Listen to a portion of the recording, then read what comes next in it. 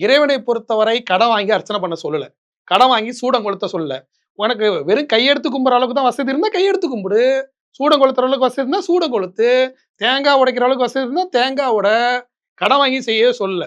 நீ ஆத்மார்த்தமா வணங்குன்னு தான் சொல்றாங்க. அப்ப கும்பிட்டுட்டு அங்கேயே அந்த இடத்துல உட்கார்ந்து யோசிங்க. 7 1/2 வருஷத்துக்கு முன்னாடி என்ன இருந்துச்சு லைஃப்ல? இப்ப என்ன போச்சு?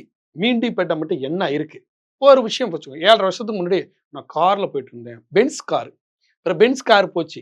அதுக்கப்புறம் நான் வந்து பென்ஸ் கார வித்துட்டு, அந்த ஒரு படத்துல விவேக் லாரிய வித்துட்டு ஒண்ணு ஒண்ணா வாங்கிட்டே வந்து கடைசியில வந்து ட்ரை சைக்கிள் மாரி வாங்குவான். அந்த மாரி இப்ப என்ட்ட வந்து வெறும் ஸ்கூட்டி தான் இருக்கு.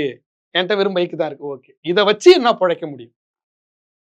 வீடெல்லாம் வித்துட்டேன். வெளியூர் வந்துட்டேன். இப்ப வீடு இருக்கு. இத வச்சு என்ன பொழைக்க முடியும்? இப்ப எனக்கு என்ன இப்ப என்னட்ட தனித்திறன் ஆற்றல் என்ன இருக்கு? இப்ப இந்த நேரத்துல நான் வந்து இப்ப சென்னையில இருக்கேன். பெங்களூர்ல கம்பெனி வேலை கிடைச்சு அது நல்லா போனா போகும். அப்ப என்ன இருக்கோ அதை வைத்து தயார்படுத்த பார். 7:30 முடிச்சுட்டு போறாரு இல்லையா? அப்ப உங்களுக்கு ஒரு வாய்ப்ப குடுப்பேன். அப்ப அதுக்கான வேலை, அதுக்கான வாய்ப்ப குடுப்பாரு. அந்த வாய்ப்ப கெட்டியா புடிச்சுக்கிட்டு அதுல மேல போயிருங்க.